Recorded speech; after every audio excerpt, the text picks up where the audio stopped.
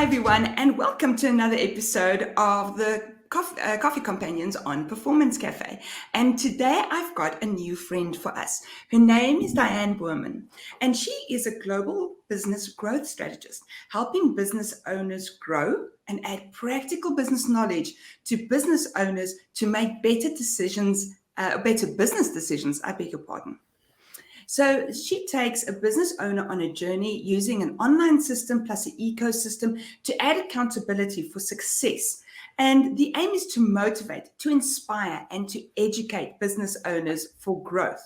And so you can see how Performance Cafe is definitely a place where we need her today. And on that note, welcome, Diane.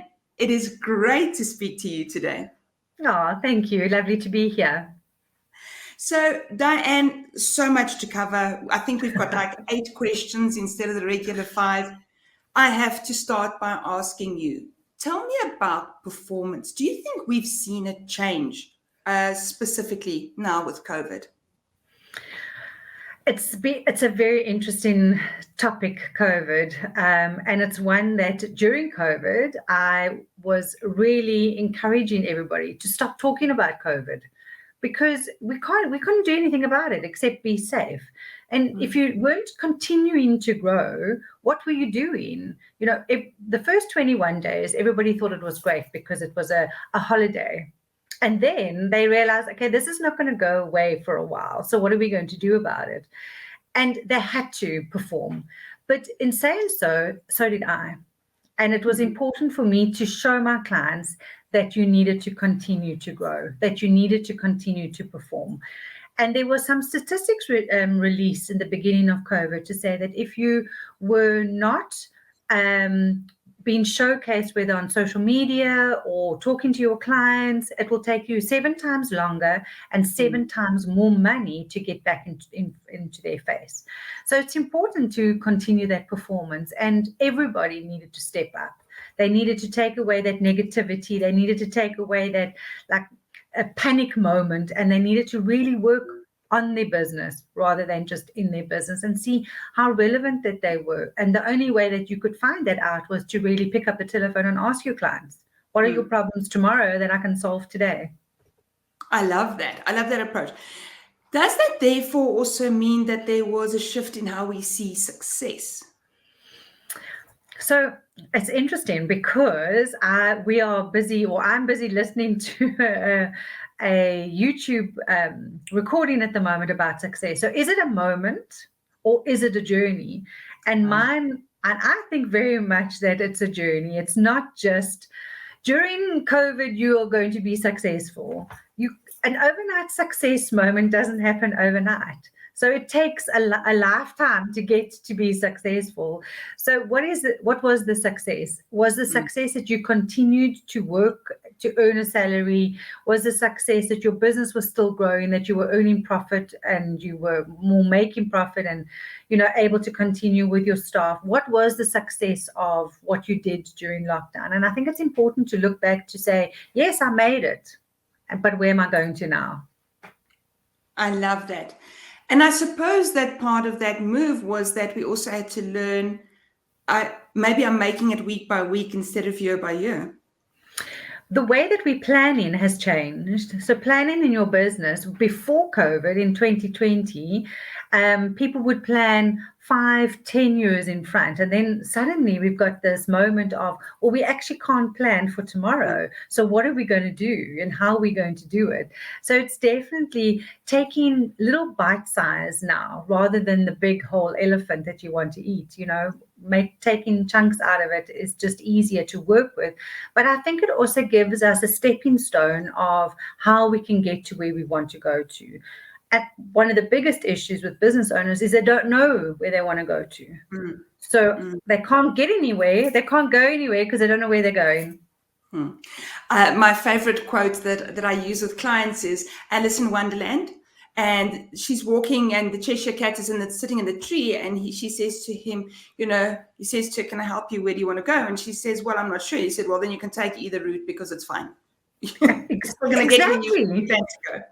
Exactly that. A lot of people have started businesses because they need to earn a salary. Mm. But suddenly, yesterday I was working with a group of business owners, and this is very funny. And the question was, why did you start your business? Was it because you believed that you were going to earn a lot of money? Was it for freedom of time, that you wanted all this time now to do? And what will you do with the time that you're given? What are you going to do? If you've given all this time, what are you going to do with it? Or was it because you wanted to leave a legacy? What was the real reasons? And actually everybody said time. And I said, and so how's that going? I mean, in your business, how's that going? How much freedom of time have you been given? Nothing. We work harder in our own businesses because now suddenly we have responsibilities. Yes, it is. It is crunch time, and everyone else gets placed before ourselves. Always. So, Diane, I want to come back to, I read this beautiful article about you in the Lead magazine. Thank you for sharing it with me. And what I really loved was the one call out that they had where you said it only took me 20 or 25 years to become an overnight success. I want to ask you an interesting question. If we take that point of view, do you think that COVID is such a big issue in our business lives? So COVID is just another thing, in 2008, when we had the economic recession, we had to go through that as well. A lot of people have been through wars and are going through wars at the moment. So that's another thing. So in business, we have what we can control, and then we have the factors that we cannot control. And COVID was one of those factors. We couldn't control whether we were going to be locked down, whether we were allowed out, whether we could socialize, whether we could walk on the beach, anything like that. We weren't in control of that. But what we were in control of is what were we going to spend our time on during the day. So a lot of people spend time upskilling themselves, which was fantastic. But a lot of people spend time on working on their business. For example, my company, we would work individually with clients. So we would meet the clients at their premises and we would work with them. Now we couldn't do that. So how are we going to do it different? And suddenly we had all these platforms available to us that we didn't really know before lockdown or before COVID. So there were opportunities, there were spaces. And in fact, more than 95% of my clients grew during lockdown just because they had to look for where are they relevant, where's their focus, and how do they want to grow, and then find those opportunities. So those people that have been in business for 20 years before COVID were just plodding along, and then suddenly COVID hit, and now they're a success. Yes. You're learning through your journey. I feel like there's a message around resilience here because we keep on saying, COVID was unprecedented times. But at the same time, all these other things, 2008, things come and go. How do we help your business? How does your business help, sort of create that resilience? What can we learn from what's happened?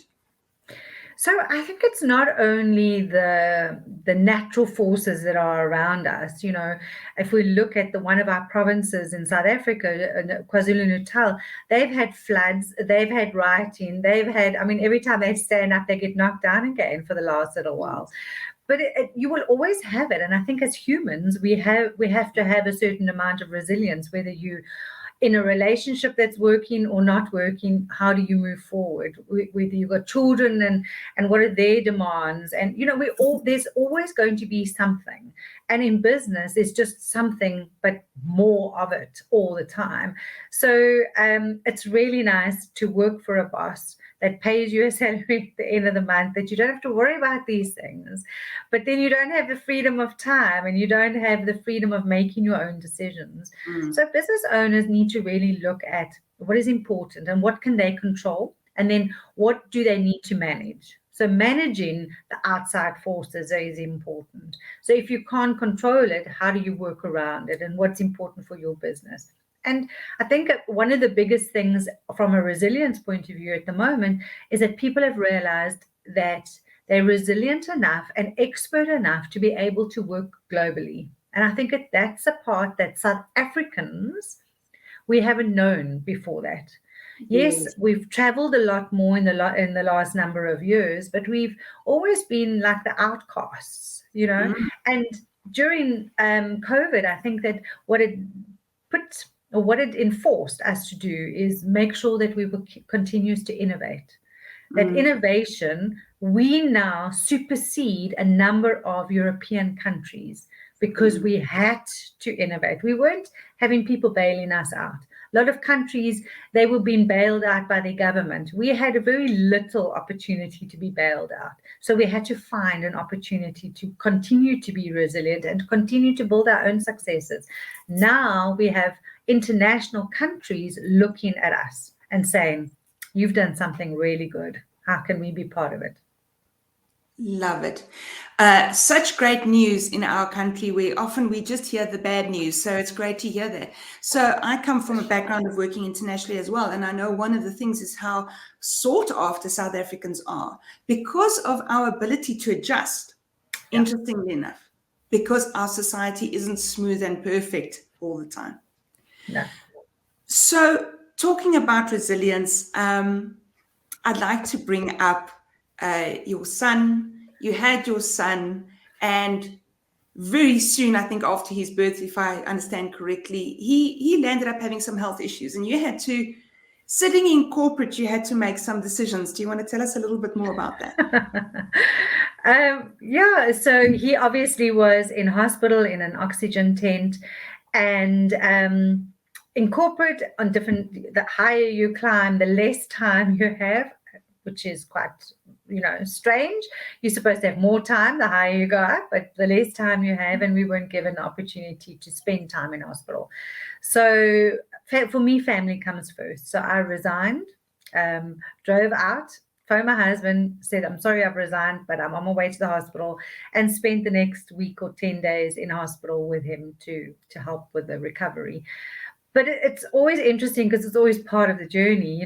Part of driving out and leaving corporate behind was I drove out and bought my first company. So, as I then had to phone my husband and say, okay, I've resigned and I've bought a company and I will see you, in 10 days' time.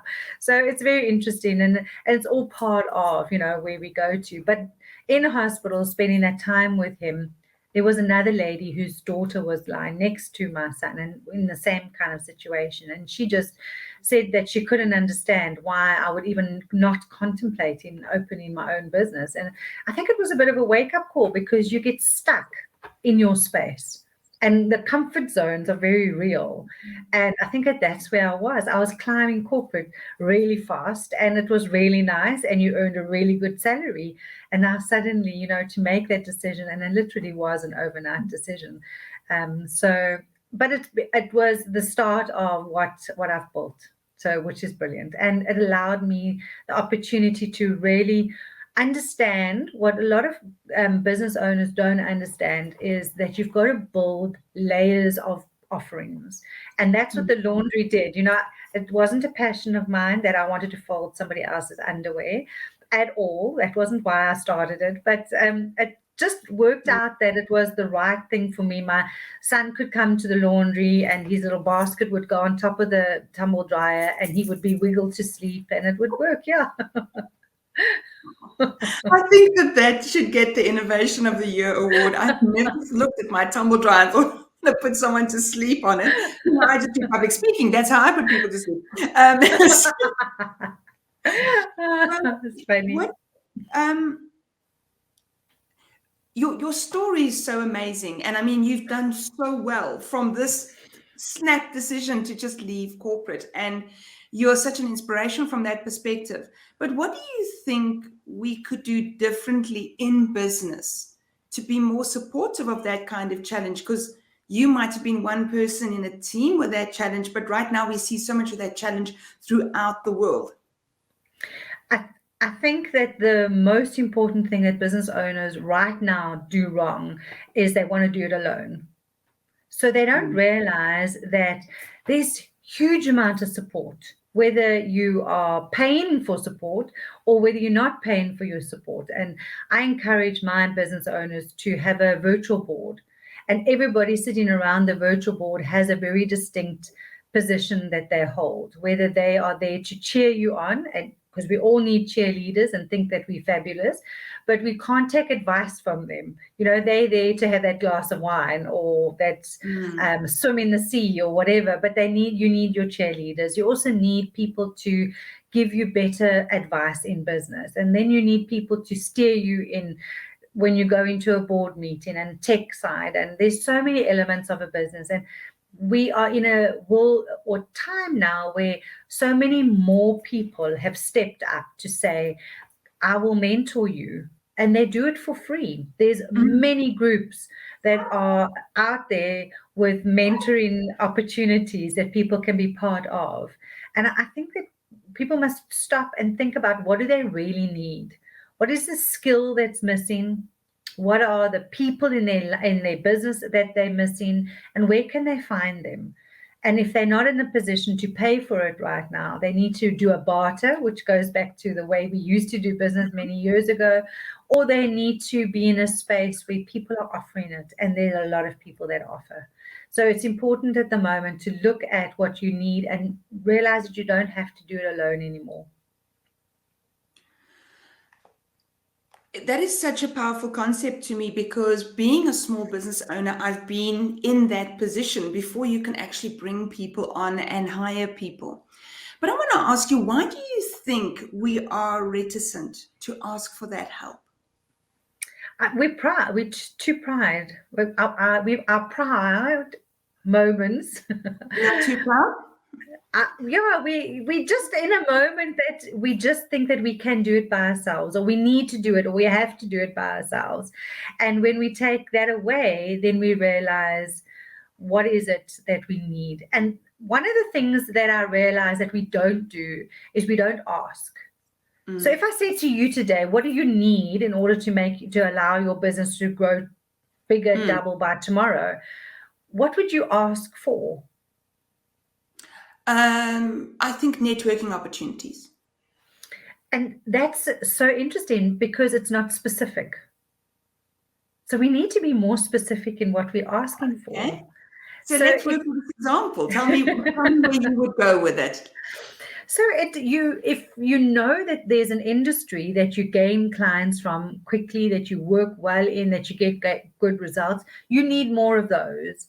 If you are battling with a financial situation, you would need an accountant, or you need a financial system in place. You would need to ask people, what have they got in place?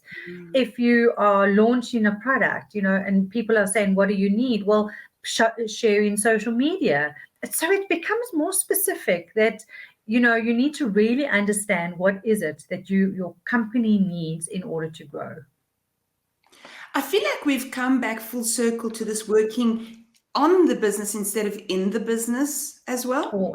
Always have to spend time, and if business owners realize that, they would literally put it in their diaries for at least an hour a day, or a day a week. So remember, because 80% of your time you should be spent working in the business or gaining clients for now or for tomorrow, and that 20% should be used for making it bigger and better and going for your dream.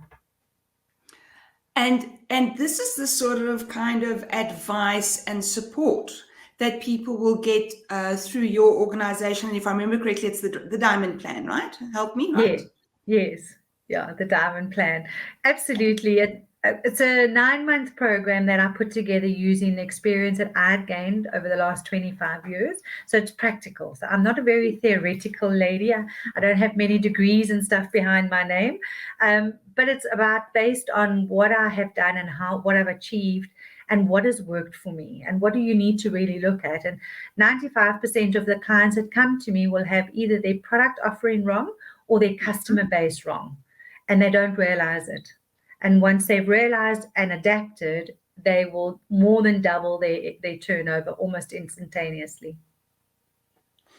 So, and is it, sorry, but now I have to ask this question. So, once I get down a rabbit hole, then there I go.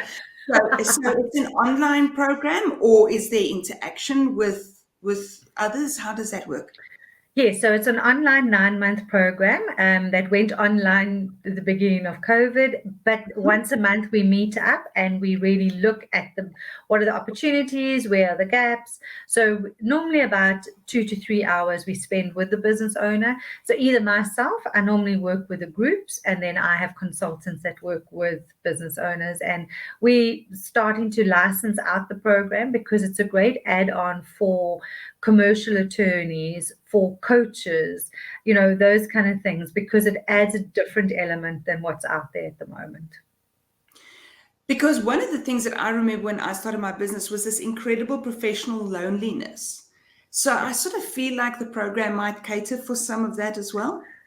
It does, but it's for people that have been in business already for a couple of years. So it's not for startups, because my philosophy of startups is they're either ignorant or arrogant. I think I would both. So normally what happens when you start a business, you come from a corporate world and you have every department in a corporate. So they're already there for you. When you run your own business, you don't have departments. You don't have anybody else. You've got to do everything yourself. So suddenly your attitude changes. If you walk straight out of university and you've got everything from book knowledge, and now you're going to start a business, it's the same kind of principle. You've had support. Now you've got to start everything on your own.